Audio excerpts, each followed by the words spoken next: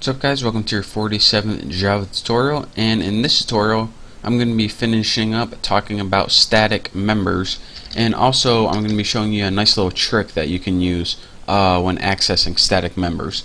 So go ahead and in your tune class, or not the class with not your main method in it, class without your main method in, there we go. And let's go ahead and under this constructor, let's go ahead and build three other simple little methods. We're just going to have one to return the first name, return the last name, and return the member. So public string, and let's just name it like get first. It's not going to take any parameters, and we're just going to have it return first. Simple enough. And now let's go ahead and make one for last name. Public string get last, and guess where we're going to have this one too? Return last. Oh, you guessed that? Oh, not bad.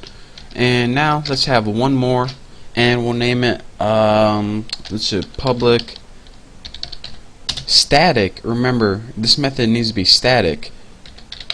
Static int get members. I know I could figure out how to spell members. Get members.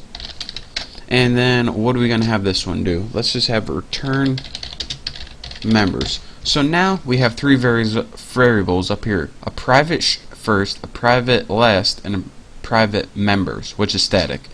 This method returns first name, this method returns the last name, and this method right here, it's going to return the variable members. So now that we have three objects made, go back in your main apples class or whatever you called it. Let's go ahead and let me show you how each member has its own set of data. So let's just go ahead and for housekeeping sake put system out print line, and let's just go ahead and print an empty line right there because it'll just be easier. Now let's just go ahead and copy that because we're going to be using it. Oh, I didn't know we could do that, did we? And let's just go ahead and put, what do we want to print on our first line? And it's really our first line because this one's just an empty line. Well, what I want to show you that is, even though they all share that variable called members, they each have their own set of data. So let's go ahead and put member 1, which is our object 1, which is Megan Fox, and we'll put get first, and then let's do this with last. Copy get last, and what was the last one called? Get members.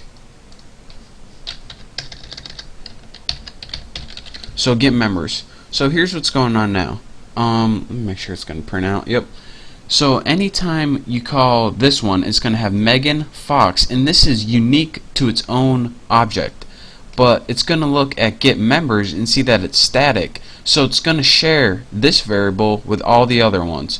So depending on how many members are in this, then that's what it's going to print. So let me go ahead and run this.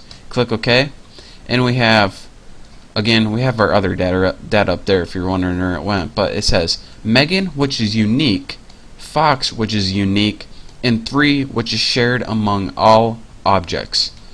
So now let's go ahead and change that to 2. Member 2, member 2, member 2.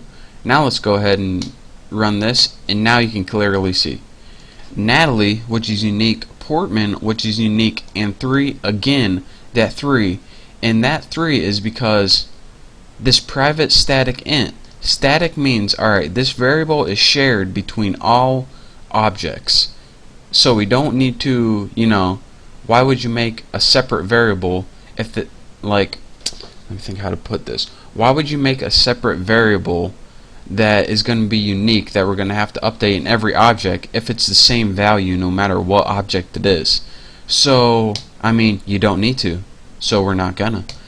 So that's where static comes in handy. And now let me show you that trick I was talking about. Since the static variables don't change between objects, static information is available even when you don't have an object. So for example, say forget about all these objects right here, and we actually can't just delete them, but we'll delete these right here. And we can just add it in this print line, really.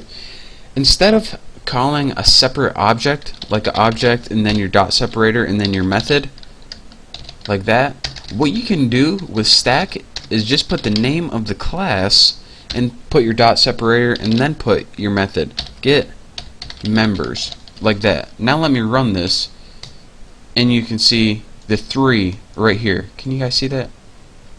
The 3 right there. So before, we were never able to do this. We had to get an object and build an object anytime we wanted access to any of these members or any of these methods right here. But with a static, it's a little bit different because it's not going to change from object to object, since no matter how many objects you have, the variable is the same. So that's why Java lets you, instead of having to have an object, which you can do by the way, what we just did, you can also just put the class name and put the static method ahead of that. So again, anytime you have a static method that uses static variables, you don't have to have a separate object. You can just put the class name and then you can just put the method. And that's how, like in stuff like math functions and math constants, that's how they do that. So that's just a nice little tidbit of information. So don't forget that static variables are shared among all objects, and that you don't have to access static methods with a specific object. You can just do it with a whole class, since it's the same. So thank you guys for watching. I think I confused you enough for today, but like I said, thank you for watching. Don't forget to subscribe, and I will see you next tutorial.